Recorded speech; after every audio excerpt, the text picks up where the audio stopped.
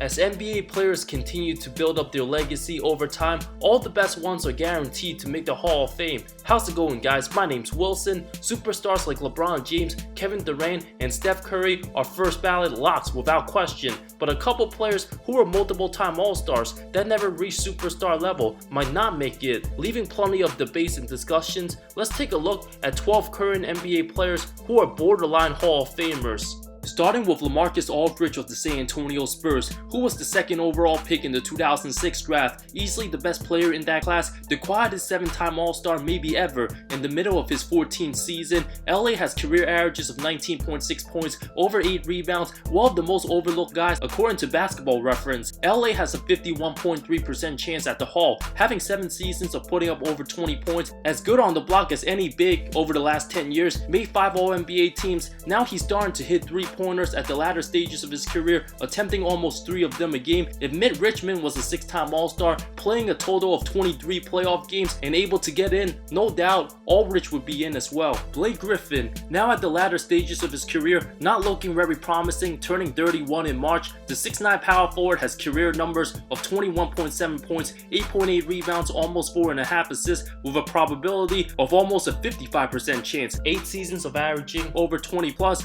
came out as one of the most exciting players as a rookie, with many monster dunks and posters. Blake was absolutely must-watch television. As a 6-time All-Star, appeared on 5 All-NBA teams, even finished 3rd in MVP voting in 2014. Although he never made a conference finals, the biggest red flag of his career is his injury history. But because of his spectacular plays during his Clipper days, Griffin probably won't be first ballot, but I do believe he's done enough to make the Hall. Marc Gasol, having career averages of 14.7 points, 7.6 rebounds, almost a block and a half, the 6'11" center is a 3-time All-Star, made 2 All-NBA teams, former Defensive Player of the Year, and an NBA champion. His NBA accomplishments alone won't get him in the Hall, especially when guys like Ben Wallace didn't even make it yet, who made just as much impact with the Pistons as Gasol with the Grizzlies. The soon-to-be 35-year-old's not as good as his older brother Pau, who's easily a Hall of Famer. Gasol didn't play in the NBA till he was 24 years old, but given his overall Basketball Reference, a 2-time Olympic silver medalist, a FIBA Euro Challenge champion, if somebody like Vlade Divac can make the Hall, who's more accomplished than Gasol internationally, but Gasol was a better NBA player,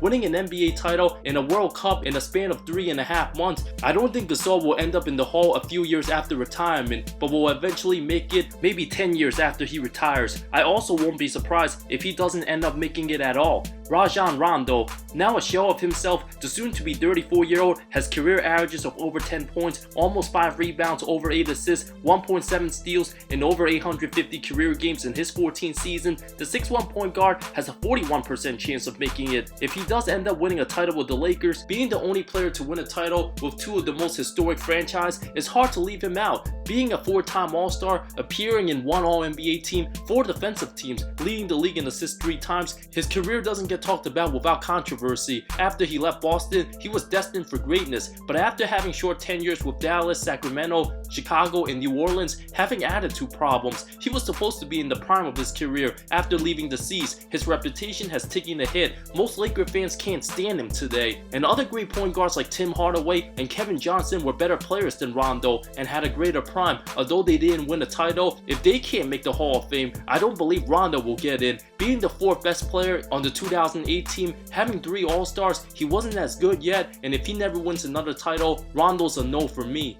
DeMar DeRozan, having career averages of 20 points in nearly 800 games in his 11th season, having 7 seasons of averaging over 20 plus, the 4-time All-Star is 30 years old, should still have a couple good seasons left. Basketball Reference says he has a 6.8% chance, one of the most overlooked shooting guards, known for his playoff disappointments with Toronto and forever remembered as being the scapegoat of the Kawhi Leonard trade, which helped Toronto win its first ever franchise title. His reputation being the best player on Toronto, shrinking in big moments, will take a toll on his legacy. Will be remembered as a good player. Before losing to LeBron's Cavs 3 straight seasons in the playoffs, DeRozan lost in the first round in 2014 and 15, having home court advantage, having too many unexcusable performances that can't be ignored. San Antonio lost in the first round last season. If they still had a healthy Kawhi Leonard, they might have won it all. Now the franchise is in danger of failing to make the playoffs for the first time since '97. If DeRozan doesn't make a big playoff run in the future as the first or second option, I don't see him in the Hall of Fame at all. all. Meanwhile, his former teammate Kyle Lowry might not be as good as a player in his prime, but is a 5-time All-Star and counting. Still has game where the soon-to-be 34-year-old only made one All-NBA team. Despite his past playoff disappointments, Lowry was crucial to the 2019 title team, had a couple big games in the finals where his production was badly needed and stepped up, having over a 68% chance according to Basketball Reference. If it wasn't for Kawhi Leonard, Lowry's chances wouldn't be as high and he wouldn't be looked at as a candidate. Despite not making the All-Star team his first 9 seasons, Lowry had a late surge, playing his best ball in his 30s, not as good as the Kyries, the Lillards, or the Westbrooks. If Lowry was in the West during his Raptor years, I doubt he ever becomes an All-Star. In my opinion, I say no, but I won't be surprised if he makes it 10 years down the line after retirement. Kevin Love, the 31-year-old, has career averages of 18.2 points,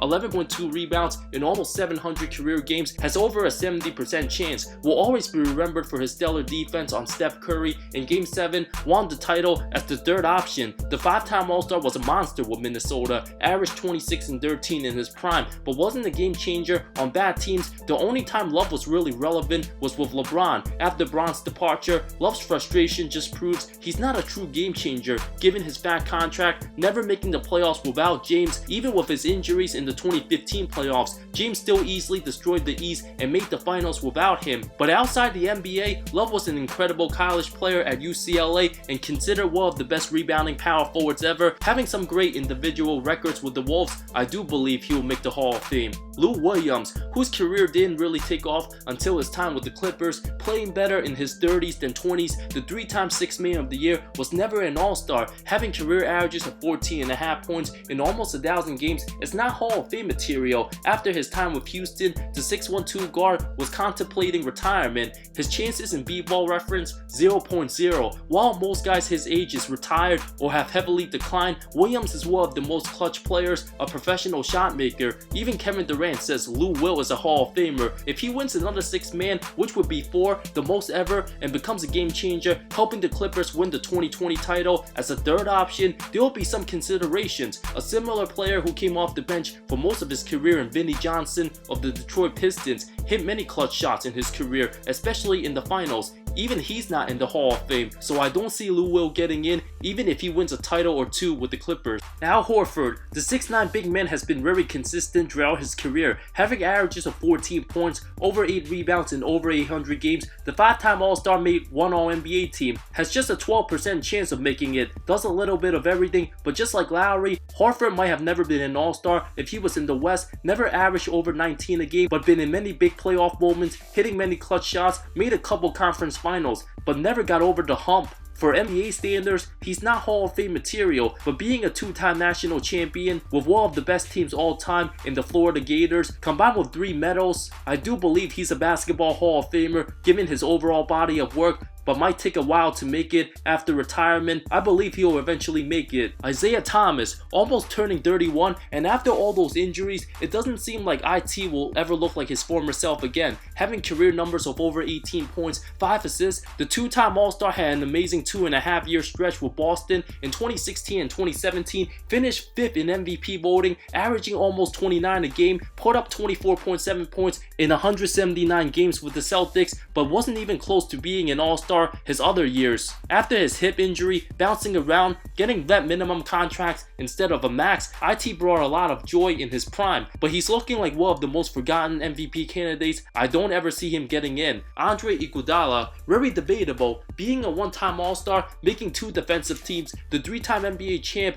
would not have ever come close to making it if he didn't sign with Golden State, being a huge part to the organization's success. His career numbers of over 12 points, 5 rebounds, 4.5 assists is not eye-popping, but his reputation, being the unsung hero and one of the true leaders in the greatest modern dynasty, cannot be overlooked. Winning Finals MVP in 2015, combined with his all-time elite defense, his professionalism is second to none. And because of his big moments and impact in the postseason, making sacrifices, coming off the bench, I do believe Iggy deserves to be in and will get in sometime in the late 2020s. Derrick Rose, who rejuvenated himself after being super close to being out the league in 2018, a potential all-time great ruined by injuries, the 31-year-old is a good role player who's putting up over 18 a game on 50% shooting, changed his game to stay effective. Even though he's the youngest MVP all time, he was only a superstar for 2 seasons before this devastating ACL injury. Arguably a top 6 player in his prime, a 3-time All-Star, Bill Walton made the Hall of Fame since he led the Blazers to the title and is unquestionably a top 3 college basketball player all time.